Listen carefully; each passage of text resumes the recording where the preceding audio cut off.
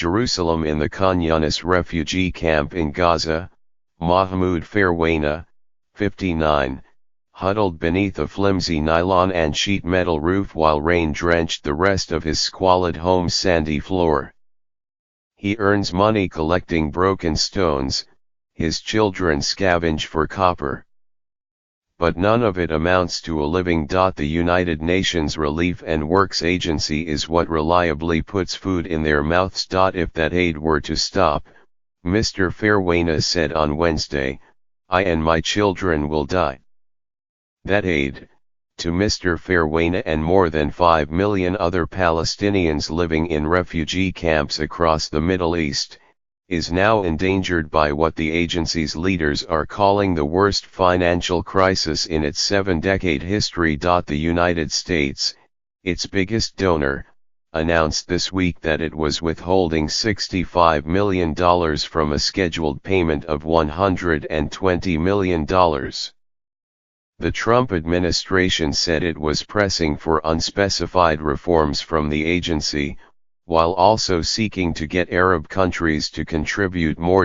In response, the relief agency said on Wednesday that it would begin a fundraising campaign to try to close the gap before it is forced to cut vital safety net services. We're reaching out to official donors, obviously, but also to the Arab world, to untraditional donors in emerging markets and to individuals, in the hope that we can rapidly upscale the amounts they give to us, said Chris Gunness, the agency's chief spokesman. The Trump administration's move, which added to a deficit of around $150 million on the agency's budget of nearly $1.25 billion, brought new attention to a sprawling agency that functions as a quasi-government in some areas of the Middle East and has courted controversy throughout most of its history. And it revived politically loaded questions about just who should qualify as refugees and what is the proper role of the organization charged with caring for them. The agency, known by the acronym UNRWA, was set up in 1949 to aid those who fled or were expelled from their homes during the Arab-Israeli War of 1948. Meant to be temporary, it defined refugees loosely and expanded that definition over time. One key difference between it and the Office of the United Nations High Commissioner for Refugees, critics say, is that the agency routinely allows refugee status to be passed down for generations. Another is that it does not remove people from its list who have acquired citizenship in a new country, so the number always increases. Hence the Palestinian refugee population has grown from approximately 700,000 Palestinians who fled the wars in 1948 and 1967 to more than 5.2 million registered refugees, some 1.7 million of them living in UNRWA-administered camps in Gaza, the West Bank, Jordan, Lebanon, and Syria today. Moreover, rather than working to reduce its roles by resettling refugees in other countries, the agency has focused on helping refugees where they are until a political end to the Israeli-Palestinian conflict can be reached. UNRWA would like nothing more than to shut up shop, Mr. Gunness said. But there has to first be a just and durable solution.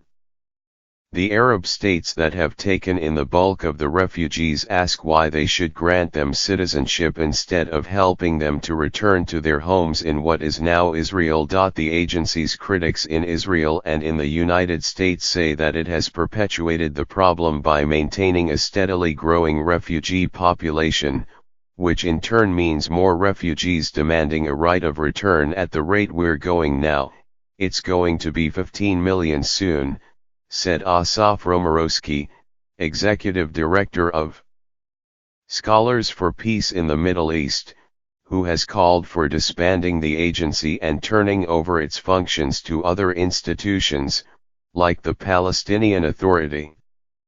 UNRWA will tell you they'll leave the situation when there is a resolution to the conflict, but it's a catch-22, they are the gatekeepers for the one single issue that perpetuates the conflict from generation to generation.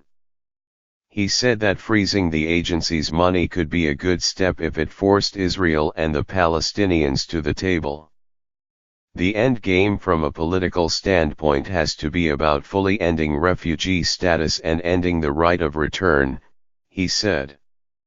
Otherwise, this is just going to come back in a different formulation. The right of return for the refugees and their descendants has long been a stumbling block in the peace process, with Palestinians insisting on it and Israel objecting to it.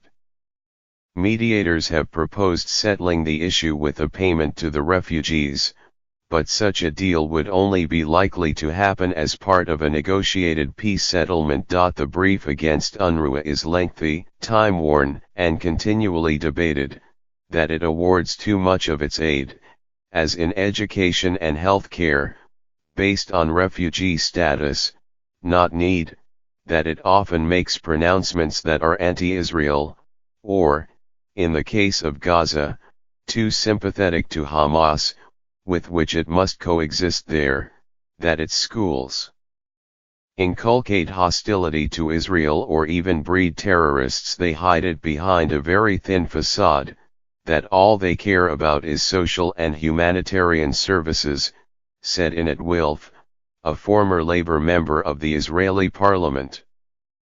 But it's a Palestinian political organization, devoted to the Palestinian agenda of erasing Israel. The agency's defenders say that it is the existence of the refugee population that sticks in the craw of those Israelis who do not want to acknowledge that their country's creation displaced hundreds of thousands of people, and would prefer to deny the refugee problem or resolve it once and for all. Naturally, it draws attention to a particular group which is vulnerable, said Mick Dumper, a politics professor at Exeter University who has studied the agency. But there isn't a homeland that refugees can return to, he added. Palestine has been replaced by Israel.